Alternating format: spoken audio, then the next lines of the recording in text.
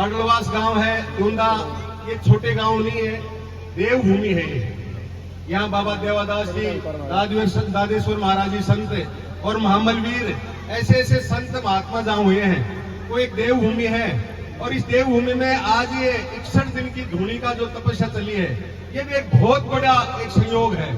इससे पहले ये धूनी हमारे भी गांव में, अपने मंदिर में, मालेश्वर धाम में, और महाराज जी ने 41 दिन तक की थी। उसके बाद में संजय नगर में, ये सरपंच साहब के गांव में, केवल राम जी के में वहां तपस्या की। और ये इस बार ऐसा संयोग हुआ कि इस देवादास बाबा के मंदिर में बहुत पुरानी धूनी जो है, ये शायद इसकी कोई संख्या किसी के ध्यान भी नहीं है कि कितनी पुरानी धूनी है। इतनी पुराना स्थान है देवादास जी महाराज का, और देवादास जी की मान्यता भी बहुत दूर दूर तक है। गांव के लोग आज गुरु पूर्णिमा है, अगर किसी ने गुरु नहीं बना रखा है तो शायद देवादास जी को गुरु बना के और अच्छे संस्कारों का आदेश उनसे लेंगे तो भगवान निश्चित रूप से ये महात्मा आपको अच्छे संस्कारों के आदेश देंगे।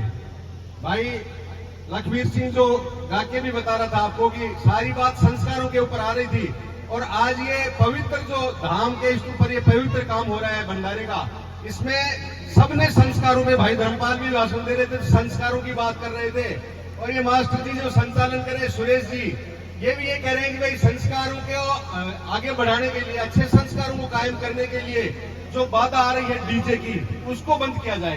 भाई डीजे को भी बंद किया जाए। फालतू में लड़के कई बाडलवास में आप लोग देखते हो गया है, पहले ये गांव बहुत शांति प्रिय गांव माना जाता था, लेकिन आजकल बच्चों में इतने मतलब इस प्रकार की एक भावनाएं होने लगे कि शायद बहुत लोगों के, बहुत बच्चों के मुग्ध में दर्द हो रहे हैं। तो ये सब संस्कारों में गिरावट आ रही है और उसी का कारण है।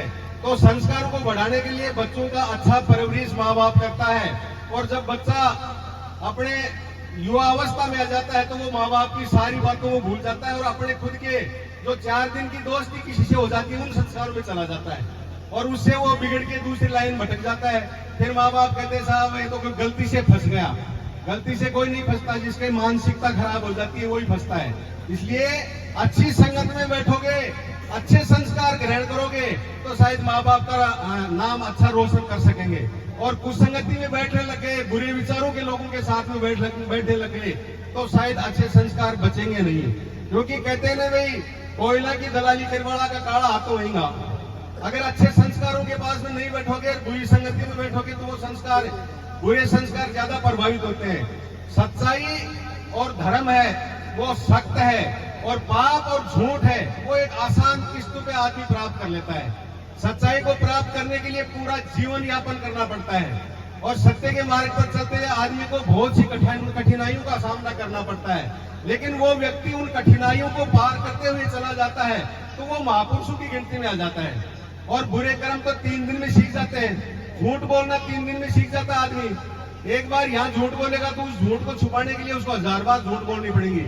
इसलिए झूठ तो स्वाभाविक ही सीखी जाती है, लेकिन सच्चाई के रास्ते पर चलने के लिए आदमी को बहुत मेहनत करनी पड़ती है, बहुत कड़ी तपस्या करनी पड़ती है। और ऐसे संत महात्माओं से यही हमें आशीर्वाद मिलता है, यही मार्गदर्शन मिलता है कि सच्चाई पर जाने वाला व्यक्ति भटक नहीं सकता कभी भी।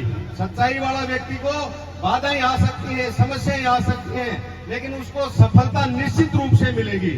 क्योंकि सफलता हमेशा जय की होती है, जय की जीत होती है हमेशा।